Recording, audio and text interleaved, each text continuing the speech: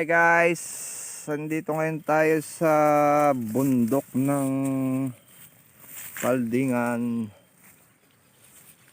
Papastol tayo dahil tayo ay pastolero. Ayan guys, ngayon may mga tanim sa baba.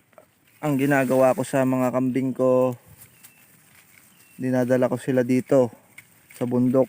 Dahil dito sa bundok, marami silang nakakain ng mga baging, mga legumes,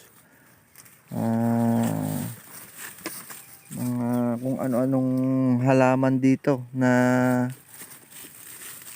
gusto nilang kainin. Siyempre, pag gusto nilang kainin, masustansya yun sa kanila.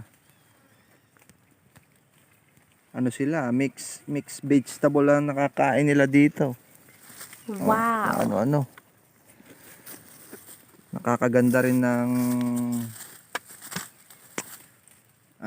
kalusugan nila. Siyempre, alam mo naman, pag herbal, maganda sa kalusugan kahit sa tao. Ayan.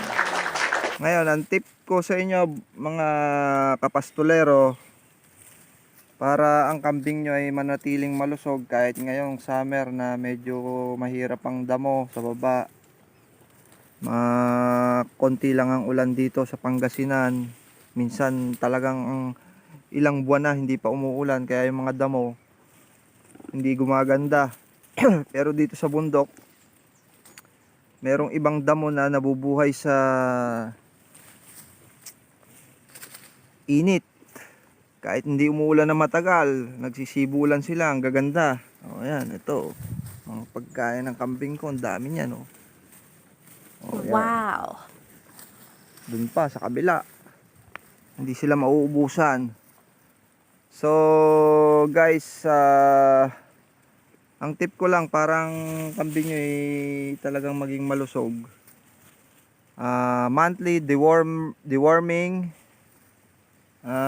Talagang pag mahirap ang damo, mahirap sa kumpay, busugin nyo sila sa pastulan. At the same time, magbigay ka rin ng feeds. Yung sa akin, ang feeds ko, Integra 3000 pang manok. Kasi naobserbahan ko yung mga hindi naman siguro lahat, yung mga cattle feeds, parang walang masyadong vitamins and minerals. Namamayat yung kambing ko. Pero ewan ko lang din yung ibang brand, kasi yung iba naman cattle feeds ang gamit, ang tataba naman ng kambing nila. So guys, ayan si Governor. Mana si Governor.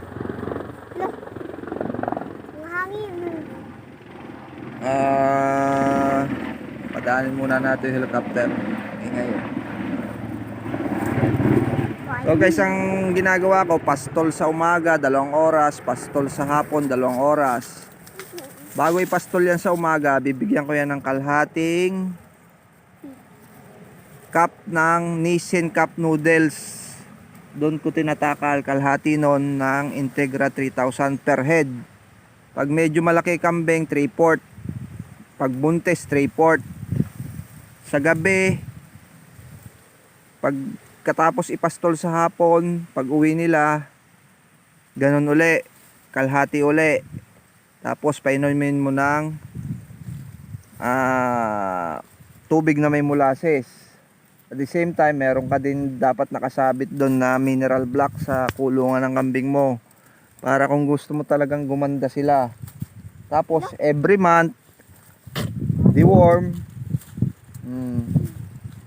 Every month deworm. Yung buntis sa akin, every other month ko, every 2 months ko dinideworm. Penbendazole ang dewormer ng mga buntis.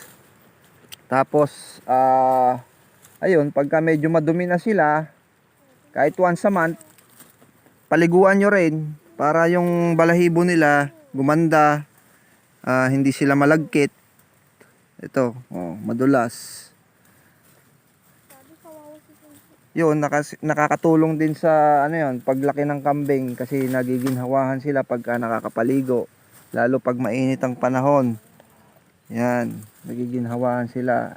Kasi ang kambing kapag hindi stress, siyempre, magana kumain, mabilis lumaki, maganda ang fertility, mabubuntis agad, makakaanak, makakabenta ka kaagad. Ganun lang. At saka ako, hindi ako nagtatali ng kambing, ganito lang. Ano lang sila, sumusunod lang sila sa akin kung saan ako nandun.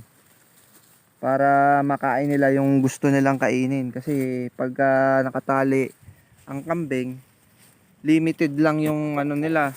Uy, umutot ka pang baho.